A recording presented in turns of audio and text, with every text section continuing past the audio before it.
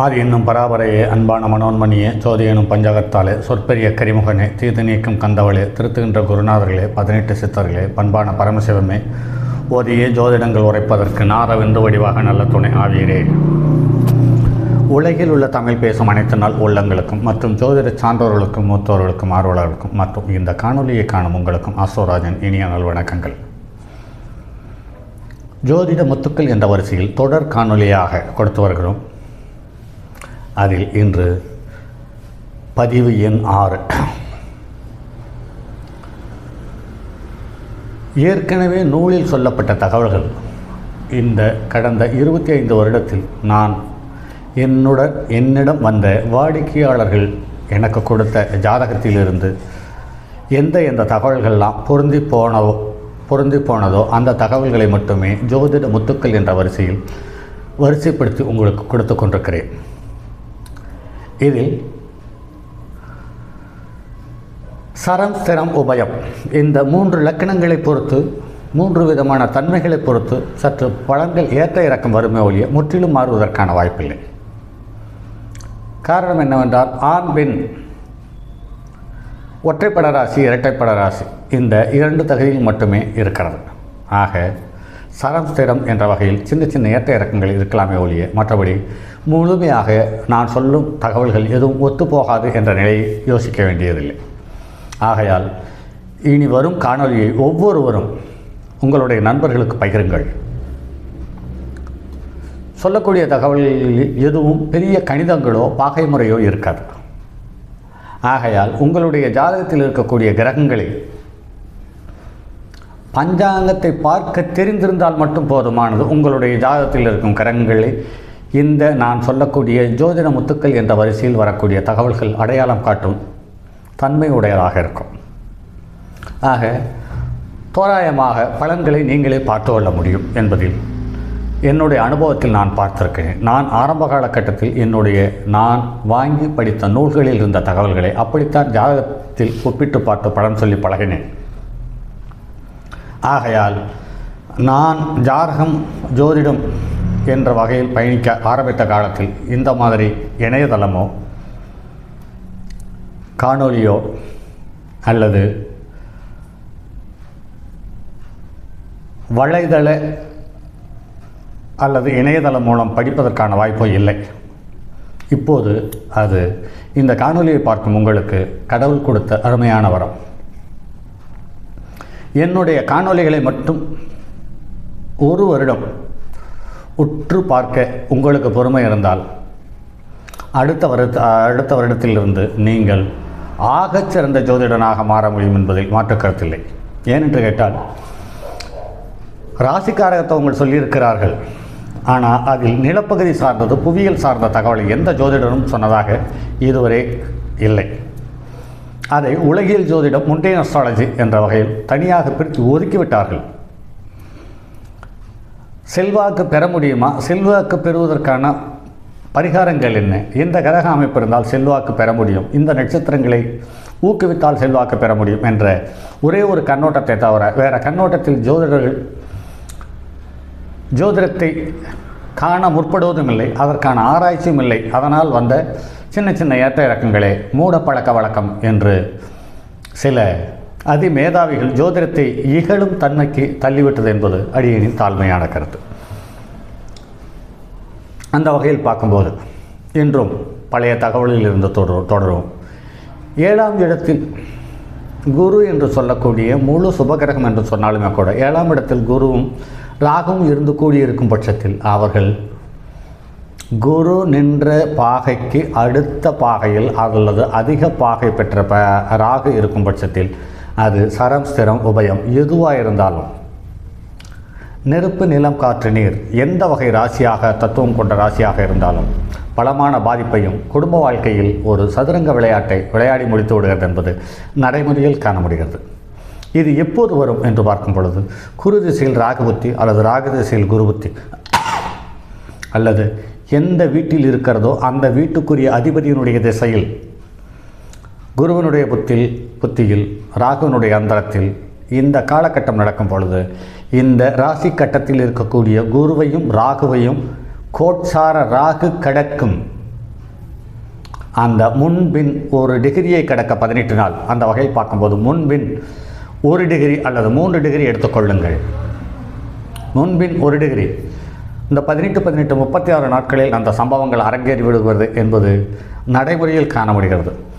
இந்த தெளிவை கொடுத்தது திரு ஜி கோபாலகிருஷ்ணன் என்று சொல்லக்கூடிய ஜிகே அவர்களின் துல்லிய கோச்சார பலன் என்ற நூலிலிருந்து இந்த தகவல்களை தெரிந்து கொண்டோம். வாய்ப்பிருப்பவர்கள் அந்த நூலை வாங்கி படித்து பாருங்கள். எக்கச்சக்கமான விஷயங்களை மேலோட்டமாக சொல்லியிருக்கிறார். ஆனால் அதை வரும் ஜாதகங்களோடு ஒப்பிட்டு பார்க்கும்போது 100% அப்படியே அமைகிறது என்பது ஆச்சரியத்திலும் ஆச்சரியம். அந்த வகையில் ஒரு ராசி கட்டத்தில் எந்த பாவத்தில் இருந்தாலும் சரி, எந்த பாவமாக இருந்தாலும் சரி, அந்த பாவத்தில் ராகுவும் குருவும் இருக்கும் பட்சத்தில், ராகு அதிக பாகையாக இருந்து குரு குறைந்த பாகையாக இருந்தால் கண்டிப்பாக பாதிப்பு உண்டு என்பது நடைமுறை அனுபவம். அல்லது அடுத்து தன்னுடைய இயல்பான ஒழுக்கத்திலிருந்து நிலை மாறும் ஜாதக அமைப்பு என்று பார்க்கும் பொழுது, பெண் ஜாதகத்தில் லக்னாதிபதி, சுகஸ்தானாதிபதி, சப்தமாதிபதி ஆகிய கிரகங்கள் நீச்சம் பெற்றிருந்தால் அதன் பெண் சந்தர்ப்பவசத்தால் கற்பு நெறி தவறி வாழும் கட்டாய சூழ்நிலைக்கு தள்ளப்படுகிறார்கள். அடுத்து தாமத திருமணம் என்று பார்க்கும் பொழுது, பெண் ஜாதகத்தில் 7ஆம் இடத்தில் சந்திரனும் செவ்வாயும் கூடியிருந்தால் அந்த பெண்ணுக்கு திருமணம் கூடி வராமல் தள்ளி போகிறது என்று சொல்லியிருக்கிறார்கள். இது ஒரு சில ஜாதகத்தில் ஒத்துப்போகிறது. குறிப்பாக செவ்வாய் நீச்சம் பெற்றிருந்தாலும் சந்திரன் நீச்சம் பெற்றிருந்தாலும் அந்த குடும்ப வாழ்க்கையை தள்ளி போவதை காண முடிகிறது. மற்றபடி உச்சம் பெற்றிருந்தாலோ நட்பு பெற்றிருந்தாலோ சமப்பட்டிருந்தாலோ அந்த திருமணம் பலவிதமான ஏற்ற இறக்கங்களை கொண்டு நடக்கிறதே ஒழிய திருமணம் தாமதமாகவில்லை என்பது நடைமுறையில் காண முடிகிறது. அடுத்து ஆஞ்சாதத்தில் 7ஆம் இடத்தில் ராகு இருந்து சனி செவ்வாயினுடைய தொடர்பு இருக்கும் பட்சத்தில் அவருக்கு நீங்கள் எப்படி பொருத்தம் பார்த்து திருமணம் செய்தாலும், எப்படிப்பட்ட ஒழுக்கத்துடன் தேர்ந்தெடுத்தாலும், இவர் மாங்கல்யம் பூட்டிய அடுத்த நாளிலிருந்து அந்த பெண் குரூரமான குணாதிசயத்துக்கு வந்து குடும்ப நிலையை ஏகத்துக்கும் அளப்பறையோடு கொண்டு போய் கேவலமான நிலைக்கு தள்ளிவிடுகிறது என்பது நடைமுறையில் காண முடிகிறது. அடுத்து ஒரு ஜாதகத்தில் 2ஆம் இடத்தில் கேது சூரியன், கேது ராகு போன்ற கிரகங்கள் இருக்கும் பட்சத்தில் அவர்களுடைய தசாபுத்தி இருக்கும் காலத்தில் கலப்பு திருமணம் நடக்கிறது. குறிப்பாக 7ஆம் இடத்தில் சூரியன் இருந்தாலே ஜாதி மத பேதத்தை அந்த ஜாதகர் பெண்ணாக இருந்தாலும் ஆணாக இருந்தாலும் பெரிதாக எடுத்துக்கொள்வதில்லை. இதில் கிருத்திகை, உத்திரம், உத்திராடம் இந்த 3 நட்சத்திரத்தில் பிறந்தாலும் அல்லது இந்த 3 நட்சத்திரத்தில் ஏதாவது ஒரு கிரகம் இருந்து அந்த கிரகத்தினுடைய தசாபுத்தி நடைமுறையில் வரும் காலம் இவர்களுக்கு ஜாதி மத பேதம் என்பது எதுவும் இல்லை. ஆச்சார அனுஷ்டானங்கள், குலக்கோத்திரங்கள், பண்டைய பாரம்பரியங்கள், வம்சாவளி இதையெல்லாம் இவர்கள் யாரும் தொட்டுக்கூட பார்ப்பதில்லை, திரும்பி கூட பார்ப்பதில்லை.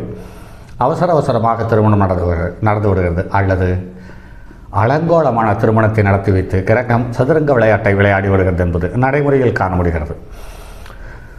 அடுத்து குடும்பஸ்தானாதிபதியும் கலஸ்தரஸ்தானாதிபதியும் பரிவர்த்தனை அடைந்து இருக்கும் பட்சத்தில் அல்லது தமது ஆட்சி வீட்டில் அமர்ந்திருந்தால் அவர்களுடைய தசாபுத்தி நடக்கும் காலத்தில் சிறப்பான வாழ்க்கை துணை அமைகிறது. அதுவும் ஏகதாரமாக அமைந்து விடுகிறது என்பது நடைமுறையில் காண முடிகிறது.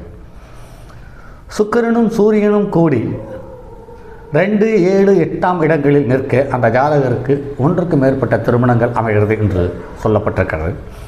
இது ஒரு சில ஜாதகங்களில் ஒத்துப்போகிறது, ஒரு சில ஜாதகங்கள் ஒத்துப்போகவில்லை. இதில் எந்த லக்கணங்களுக்கு ஒத்துப்போகிறது என்று பார்க்கும் பொழுது, ஸ்திர லக்கணங்களுக்கு, அதாவது ரிஷப லக்கணம், சிம்ம லக்கணம், விருச்சிக லக்கணம், கும்ப லக்கணம், இந்த லக்கணங்களுக்கு 7, 8இல் அமர்ந்திருக்கும் பட்சத்தில் அவர்களுக்கு கண்டிப்பாகவே குடும்ப வாழ்க்கையில் இயல்பு நிலையை விட்டு மற்றும் ஒரு வாழ்க்கை துணையை தேடி அலைய வேண்டிய சூழ்நிலையோ அல்லது மற்றும் ஒரு வாழ்க்கை துணையுடன் வாழ வேண்டிய கட்டாய சூழ்நிலைக்கு தள்ளப்பட்டிருக்கிறார். பொதுவாகவே ஒரு ஜாதகத்தில் 2, 7, 8ஆம் இடங்கள் சுத்தமாக இருக்கும் பட்சத்தில் அவருக்கு வாழ்க்கை துணை எப்படி அமைந்தாலும், அது ஆணாக இருந்தாலும் பெண்ணாக இருந்தாலும் இருக்கிற சூழ்நிலைக்கு ஏற்ப எல்லாவற்றையும் அனுசரித்து விட்டு கொடுத்து தரமான வாழ்க்கை வாழ்கிறார்கள் என்பது நடைமுறையில் காண முடிகிறது. லக்னத்துக்கு 7ஆம் இட அதிபதி, 8ஆம் இடத்து அதிபதி அல்லது சுக்கிரனை குரு பார்த்தால் அந்த பெண் தன்னுடைய கல்யாண வாழ்க்கைக்கு பிறகு புகுந்த வீட்டிற்கு நல்ல செல்வத்தையும் செல்வாக்கையும் அள்ளித்தருகிறாள் என்பது சொல்லப்பட்டிருக்கிறது. இது நடைமுறையில் ஒத்துப்போகிறது. குறிப்பாக ஒரு ஜாதகத்தில் 2, 5க்குரிய கிரகமாக குரு வந்தால் அவர்கள் 7ஆம் இடத்தில் இருக்கும் பட்சத்தில் குடும்ப வாழ்க்கை சிறப்பாக அமைந்து விடுகிறது. ஆனாலும் திருமணத்துக்கு பின் காதல் கத்திரிக்காய் என்று வந்து குடும்பத்தில் இருக்கக்கூடிய நிம்மதியை தொலைக்காமலே இழந்து விடுகிறது என்பது நடைமுறையில் காண முடிகிறது. அதுக்கடுத்து கலஸ்திரஸ்தானாதிபதி ராகு அல்லது கேதுவனுடைய சாரம் பெற்றிருந்து ராகு எந்த ஸ்தானத்தில் இருக்கிறதோ அந்த ஸ்தானாதிபதியை சாரம் பெற்றால் நடைபெறுமே என்ன பலன் நடைபெறுமே அதே பலன்கள் தவறான பாதையில் நடைபெற்று விடுகிறது என்பதை காண முடிகிறது. இந்த தகவல் சற்று முரண்பாடாக அமைவதற்கான வாய்ப்பு இருக்கிறது. இதை சுற்றி வளைக்காமல் எப்படி சொல்லலாம் என்றால், எந்த ஒரு கிரகம் ராகு கேதுவனுடைய சாரம் பெற்று ராகு கேது நின்ற நிலைக்கு மத்திம புள்ளியில், அதாவது மிட் பாயிண்ட், ராகு நின்ற வீட்டுக்கு 4ஆம் இடம் அல்லது 10ஆம் இடத்திலேயோ கேது நின்ற வீட்டுக்கு 4ஆம் இடம் அல்லது 10ஆம் இடத்தில் அமர்ந்து விட்டால் அது பலமான பாதிப்பையும் சங்கடத்தையும் அவல நிலையும் தந்து விடுகிறது என்பது நடைமுறையில் காண முடிகிறது. அடுத்து ஒரு ஜாதகத்தில் 7ஆம் இடத்து அதிபதி எந்த கிரகமாக இருந்தாலும் அந்த கிரகம் சனியினுடைய நட்சத்திரமான பூஷம் அனுசம் உத்திரட்டாதி நட்சத்திரத்தில் இருக்கும் பட்சத்தில் அவர்களுக்கு திருமண வாழ்க்கையில் பலமான கசப்புகளையும் சங்கடங்களையும் தந்து அலங்கோலப்படுத்தி விடுகிறது என்பது நடைமுறையில் காண முடிகிறது. ஒரு பெண் ஜாதகத்தில் ஜென்ம லக்கணத்தில் சந்திரன் இருந்தால் அந்த பெண் அழகுடையவள், 7ஆம் இடத்தில் சந்திரன் இருந்தால் அந்த பெண்ணின் வாழ்க்கை துணை அழகுடையவன் என்று சொல்லப்பட்டிருக்கிறது. இது நிறைய ஜாதகங்களில் ஒத்துப்போகிறது. அப்படி இருந்தாலுமே கூட 7ஆம் இடத்தில் இருக்கும்போது வாழ்க்கை துணை சபலம் பெற்றவனாக இருக்கிறது. லக்னத்தில் இருக்கும்போது அந்த ஜாதக சபலமாக அல்லது சபல குணம் நிறைந்தவர்களாக இருக்க முடிகிறது. அப்படி இருக்கும் பட்சத்தில் சபலம் நிறைந்தாலே இயல்பு நிலையை விட்டு இன்னொரு நிலைக்கு தள்ளப்படுகிறார்கள். அப்போது அந்த இடத்துக்கு ஏற்ற மாதிரி தேவையில்லாத உறவுகளோ நட்புகளோ ஏதாவது ஒரு வடிவத்தில் வந்து குடும்பத்தில் இருக்கக்கூடிய நிம்மதியை குலைத்து விடுகிறது என்பது நடைமுறையில் காண முடிகிறது. ஒரு பெண்ணினுடைய ஜாதகத்தில் சுக்கிரனும் சந்திரனும் சேர்ந்து கூடி இருந்து லக்கினத்துக்கு 1, 5, 9 இருந்தாலும் 1, 4, 7, 10 இருந்தாலும் மிகப்பெரிய யோகத்தை தந்து விடுகிறது அதனுடைய தசாபுத்தி வரும் காலத்தில். குறிப்பாக சுக்கிரனும் சந்திரனும் 4ஆம் இடத்தில் திக்பலம் பெற்று விடுகிறது என்பது நடைமுறையில் பார்க்கிறோம். அந்த திக்பலம் பெற்று அவர்களுடைய தசாபுத்தி வரும் காலத்தில் ஒரு அபரிமிதமான செல்வத்தையும் செல்வாக்கையும் அள்ளி தந்து விடுகிறது என்பது நடைமுறையில் காண முடிகிறது. ஒரு பெண்ணினுடைய ஜாதகத்தில்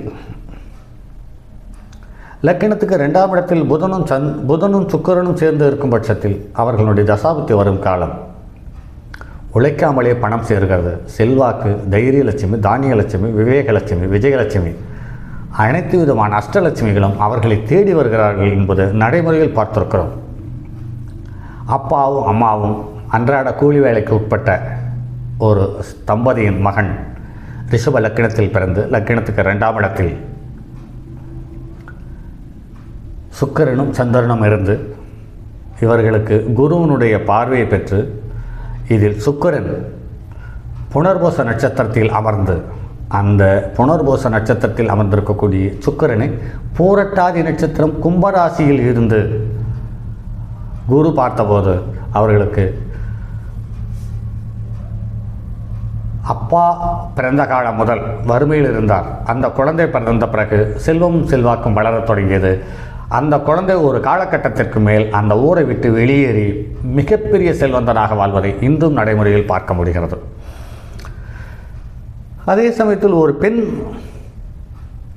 பெண்ணாக இருந்தாலும் ஆணாக இருந்தாலும் அப்படி ஒரு சூழ்நிலையை சந்திக்கும் காலத்தில் இவர்களுக்கு சாஸ்திரம், சம்பிரதாயம் இதையெல்லாம் இவர்கள் ஒரு ஓரமாக தள்ளி வைத்துவிட்டு வாழ்க்கையை ஆரம்பிக்கிறார்கள். அந்த வாழ்க்கையில் பல விதமான சூழ்நிலை கஷ்டங்கள், பாதிப்புகள், இகழ்ச்சி என்று ஏற்பட்டாலும் கூட செல்வம், செல்வாக்கு, பொருளாதாரம் சார்ந்த விஷயத்தில் மிகப்பெரிய யோகத்தை அடைந்து விடுகிறார்கள் என்பது நடைமுறையில் காண முடிகிறது.